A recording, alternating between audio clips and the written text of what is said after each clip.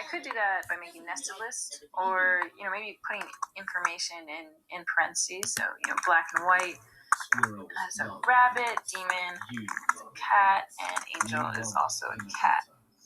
But I don't like this because it doesn't look very organized, and I can't just easily skim down and see all the species in one nicely aligned list. This is, in fact, the perfect opportunity for a table, with a row for each pet and columns for each attribute about the pet that I want to share with you.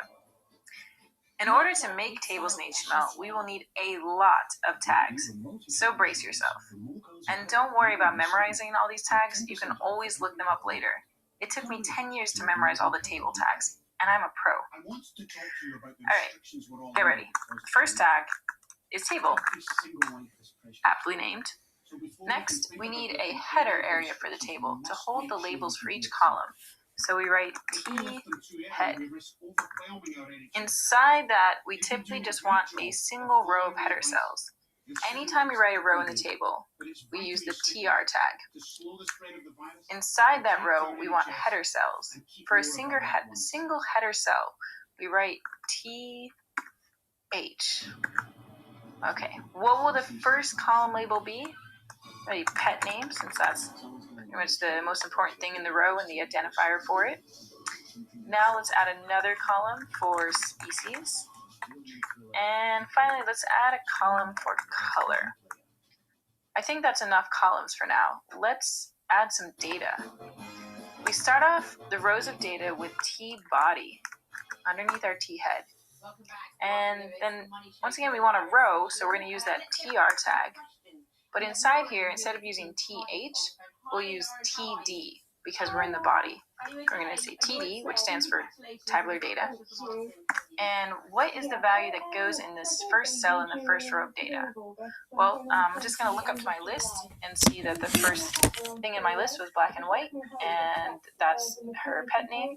So I'll just write black and white. Now the second TD.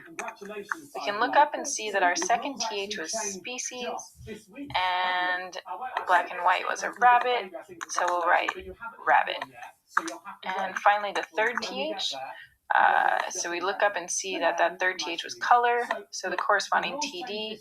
Well, I was not a very creative kid when I named this rabbit, so you can probably guess the colors.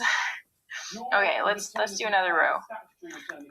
So I'll show you a little trick, is I like to actually, once I've made one row, I select that first row, copy it using a keyboard shortcut, which is usually Control-C or Command-C, depending on your operating system. And then I will paste it, also using a keyboard shortcut, which is usually Control-V or Command-V, depending on your operating system. And now that I've pasted it, I will just go and change the values. So this one will be demon, cat, and black. And then we'll do it one more time. And this one will be angel, cat, and orange. Okay, so it just gets really boring actually writing those TRs and TDs over and over, so that copy-paste trick will make all of that a lot less boring. And there we have it, a table.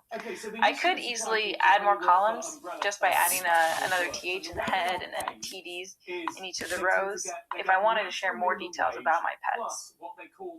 And you might be wondering how you can change the way this table looks, like changing the borders or colors or spacing. You can do all that with CSS properties, which you may have already learned or you'll learn soon. Now, try spinning off this webpage to make a list of your own pets, or the pets you wish you had. Tabulate that data.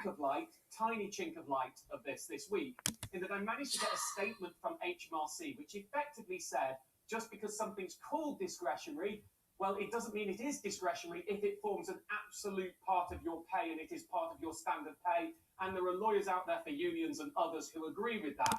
So I got that this week, but minutes before I came on the show, I saw an announcement by one of the trade bodies that represent umbrella groups that effectively insinuated they couldn't count on my quote as if it wasn't real, and they have legal advice that's different. So I don't see much changing. What we need here is proper guidance change from the government, and I'm still pushing on it, but that's not necessarily going to happen. Okay, it's time now for the second part of Martin's news you can use.